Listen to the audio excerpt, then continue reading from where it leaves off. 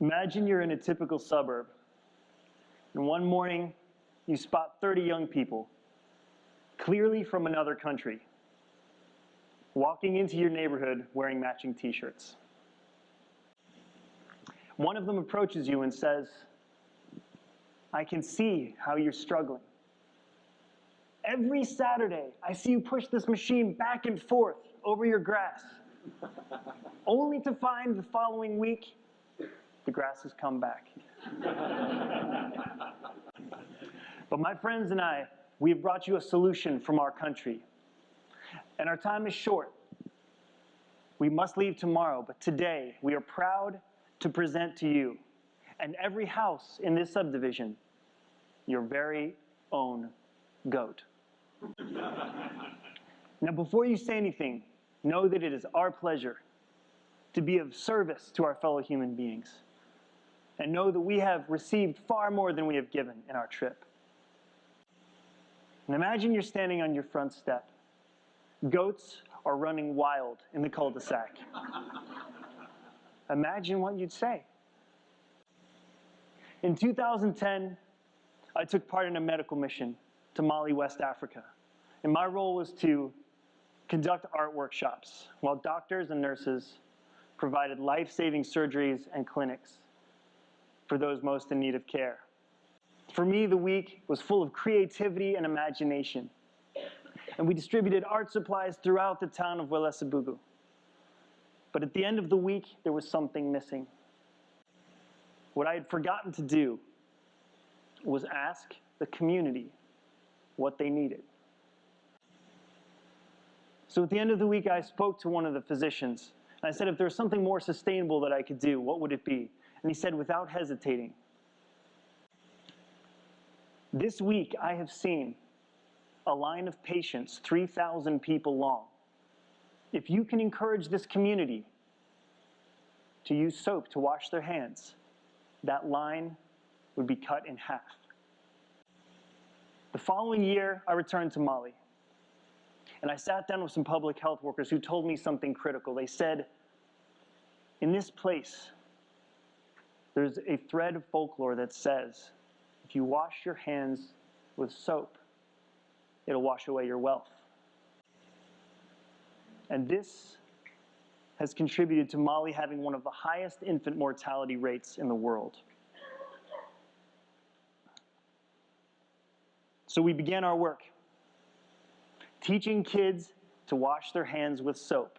And we did it with skits, dance parties, and laughter. And one day, a young translator named Tiablakoro pulled me aside and said, "What is happening here in this project is important for my community. Can you help me do this so when you leave, I can continue?" And I said, absolutely. So at the end of the week, I gave him the last of my cash and I said, if you would like to continue, go to an internet cafe, sign up for an email, and write me. And when I returned home from my flight from Mali, there was a message from Tiablakoro waiting for me.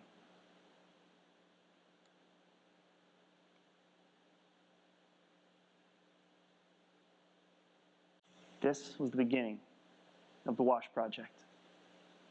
And Tiablakoro wasted no time traveling from place to place, spreading the good word about hand washing with soap, and it started gaining traction, which caused a new problem. He said, "I'm happy to say that our project is becoming successful, but there are so many children in my community who don't have the opportunity to go to school. And what about the adults?" So I asked him, "What do you think we should do?" And he said, "I'd like to have a soccer tournament. Because in my place, if you have a soccer tournament with real soccer balls and referees, the entire community will come. And when they come to see the matches, there at intermission, we can tell them about the importance of washing hands with soap." And in that moment, the Wash Cup was born. This is a tournament that has grown in popularity so much that it reaches for 3 months. and draws thousands of people to it every year. And all of this began because I asked Tiablakoro what he thought we should do, and he in turn asked the community. And because we asked how best to purchase soap, we now have a women's entrepreneurial development program. The women in this group are responsible for making all of the soap for 18 of the projects, serving 7,000 children.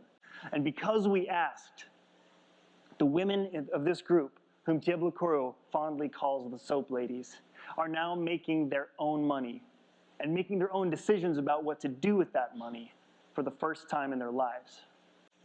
And because we asked, the girls of Welesabugu told us that we would rather play basketball than soccer.